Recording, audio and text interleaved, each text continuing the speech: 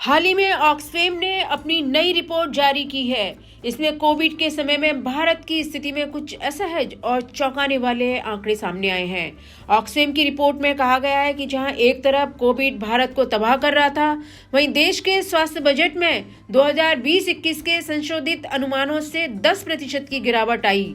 Oxfam की report कहती है कि 2021 में भारत के 100 सबसे अमीर लोगों की सामूहिक संपत्ति 57.3 लाख करोड़ रुपए की रिकॉर्ड की गई है, जबकि उसी वर्ष राष्ट्रीय संपत्ति में 50% आबादी का हिस्सा मात्र 6% था। ऑक्सफैम की रिपोर्ट कहती है कि देश में 84% परिवारों की आय में 2021 में गिरावट आई, लेकिन साथ ही भारतीय अरबपतियों की संख्या 102 से बढ़कर 142 हो गई, जो कोविड महामारी से आई असमानता की ओर इशारा करती है।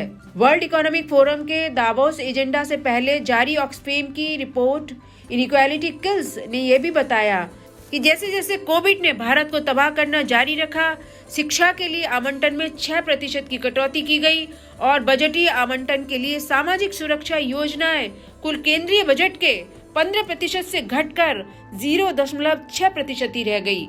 ये वास्तव में उस समय सरकार की सामाजिक कल्याण परियोजनाओं के लिए एक बड़ा झटका था, जब उनकी सबसे ज्यादा जरूरत थी, जो संयुक्त राष्ट्र के अनुसार वैश्विक नए गरीबों का लगभग आधा है। रिपोर्ट में कहा गया है कि चीन और संयुक्त राष्ट्र अमेरिका के ठीक बाद भारत दुनिया में अरबपतियों की तीसरी सबसे बड़ी संख्या है। 2021 में भारत में अरबपतियों की संख्या में 39% की वृद्धि देखी गई है।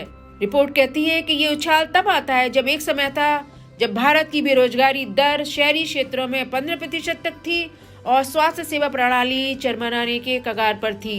गौतम अडानी विश्व स्तर पर 24वें स्थान पर और भारत के दूसरे स्थान पर हैं। एक वर्ष में उनकी कुल संपत्ति 8 गुना बढ़ गई।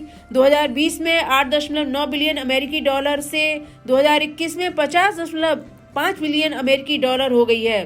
फोर्ब्स के आंकड़ों के अनुसार 24 नवंबर 2021 तक अडानी की कुल संपत्ति 82.2 बिलियन अमेरिकी डॉलर है। भारत की दूसरी लहर के दौरान इस जबरदस्त वृद्धि विस्मित करने वाली है। अडानी की आय में से मुंबई हवाई अड्डे में 74% का अधिग्रहण भी शामिल है। वहीं मुकेश अंबानी की कुल संपत्ति 2021 में दुगनी होकर 85.5 अरब डॉलर हो गई, जो 2020 में 36.8 अरब डॉलर थी। ऑक्सफैम इंडिया के CEO अमिताभ बेहर ने कहा है कि ग्लोबल ब्रीफिंग असमानता की कठोर वास्तविकता की ओर इशारा करती है, स्टार्क रियलिटी ऑफ इनइक्वालिटी की ओर इशारा करती है, जो हर दिन कम से कम 21,000 लोगों या हर 4 सेकंड में एक व्यक्ति की मौत का कारण बनती है। ब्यूरो रिपोर्ट, तरकश।